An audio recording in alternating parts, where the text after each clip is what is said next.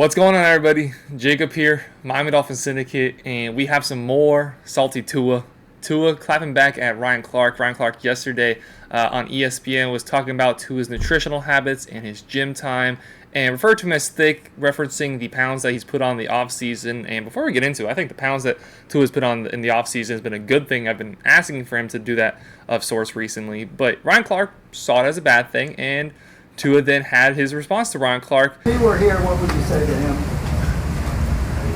He probably knows more about me than I know about myself. I don't know. Ryan's been out the league for some time, so I don't know. It's a little weird when other people are talking about other people when they're not that person. So I don't know.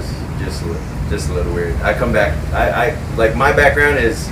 Like, I come from a Samoan family, like, respect is everything, but, it does get to a point where, hey, little easy on that, buddy, because, I think we're pretty tough-minded people, and if we need to get scrappy, we can get scrappy, too. Just saying. That is something I love to see from Tua. I've had my questions on Tua. I've had questions about his durability. I've had questions sometimes a little bit even about his toughness and his ability to just stand in the pocket.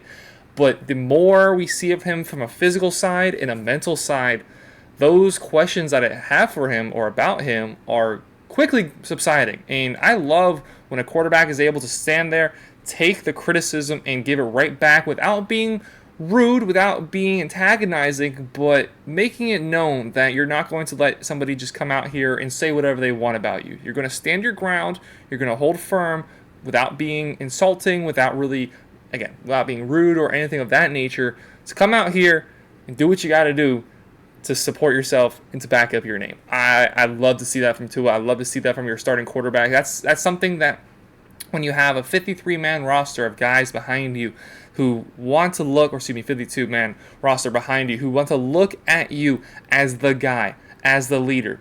Tua is still in the process of earning that. Guys like we saw with Patrick Mahomes on the quarterback series, where the entire locker room is behind him in everything he does, and he goes out there and leads from the front. You see similar things with Joe Burrow, with Josh Allen, even players with different leadership styles like Trevor Lawrence, who's a little bit more reserved, but he has the backing of all the men behind him. And we know under the Brian Flores era that wasn't always the case. When you have a head coach that's actively not a fan of the guy they drafted 5th overall, someone who's a little smaller in stature, someone who's not the quickest, someone who doesn't have the biggest arm, it's very easy to look at that guy and belittle him when you look at the rest of an NFL locker room. And we saw anonymous reports coming out within the Dolphins team of players, teammates with Tua Tagovailoa, who, again, they did not want to be named, but they were willing to go out and say, like, hey, we're not sure if he's the guy. We're not seeing quite enough in practice. He looks small. He looks unathletic. He looks like we should have a little bit of concern with him. And slowly, we have seen these offhand comments be regressed. We haven't seen a teammate come out and say anything negative about Tua in a long time, and now the media themselves are starting to cut back. And the narrative last season was, is Tua good enough to be the guy? Now there are still questions, but it's mostly about his durability. Is he going to stay healthy? Where multiple hosts, guys such as Colin Cowherd, who were actively against Tua, did not think Tua would be good enough to be the guy, are now saying, hey, if he can stay healthy, that is our now number one concern. If he can stay healthy, the Dolphins are definitely good enough to win a Super Bowl. So the analysts are changing their tone, and the ones that aren't, Tua is willing to clap back on, let them know that the disrespect is heard and unappreciated, will not be accepted.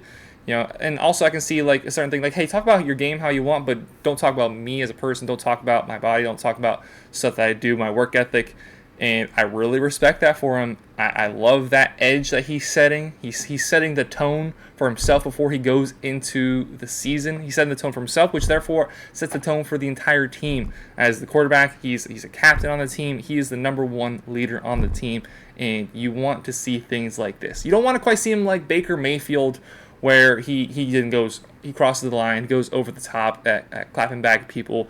And you can definitely see that sense of winning, that need to win the argument, that ego when Baker Mayfield was always coming back at these reporters and analysts about things that they were saying. That's not what you're getting here with Tua. You're getting a man that's saying like, hey, I'm able to stand here and back myself up. I'm here to prove to you that I'm a man.